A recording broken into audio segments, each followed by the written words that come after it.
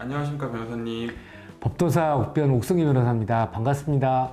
어느덧 또 무속 카페 밤도깨비 카페 질문을 저희가 계속 하고 있는데, 네 번째 질문이 뭐냐면, 굿을 의뢰한 사람이 멀리 살거나 그날 너무 바빠서 참석을 못하면 돈만 보내고 그냥 굿을 해달라 하는 경우도 있는데, 그렇게 굿을 해달라고 요청을 했을 때 돈만 받고 굿을 안 한다면 그거는 사기일까요?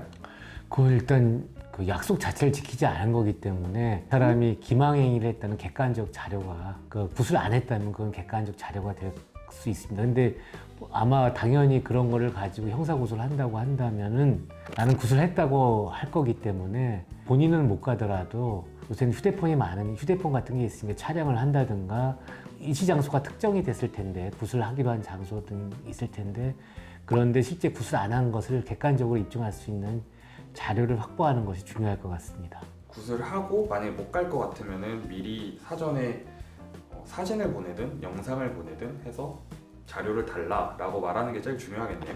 물론 당연히 그렇게 해야 되고요. 그게 굿이 보통 뭐 1, 200만 원씩 하는 굿은 없는 걸로 저는 알고 있거든요. 그래서 정상적인 무속인이라면은 증명을 할 수 있는 사진 등을 보내는 게 통상적인 경우일 것 같습니다. 근데 그거조차 안 했다면 문제가 되는데, 본인이 기본적으로 점사든 뭐든 그 대화 내용을 녹취하거나 아니면 굿하는 거를 객관적으로 하지 않은 것을 입증할 수 있는 자료 등을 확보하는 것이 중요합니다.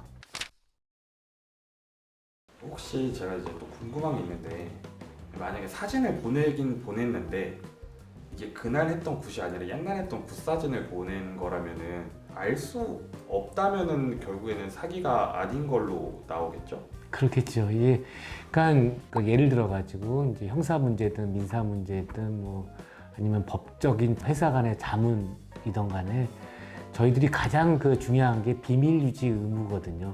변론이나 뭐 자문을 했을 때 하는 건데, 사실 자기의 문제를 해결하기 위해서 굿을 한다든가 아니면 점사를 한다든가 부적을 쓴다든가, 이게 다 보면은 양 당사자 사이에 무속인하고 그걸 부탁하신 피해자 내지는 의뢰인 사이에 어떤 서로 비밀 유지가 의무가 있는데도 불구하고 요새는 워낙 정상적이지 않은, 그다음에 아주 부적절하게 하는 사람들이 많기 때문에 이거를 이제 또 조심스럽게 얘기할 수밖에 없는데, 피해자들의 불안한 심리 상태를 이용해서 돈을 편취하는 행위는 근절돼야 된다는 생각을 해서 제가 지금 방송에 임하는 것 같습니다.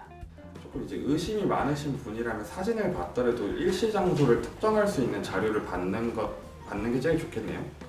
그건 근데 제가 만약에 그런 의뢰인이라면은 당연히 그 참석을 할 것 같고요. 네, 알겠습니다. 오늘도 좋은 답변 감사합니다. 감사합니다. 법도사 옥성희 변호사였습니다.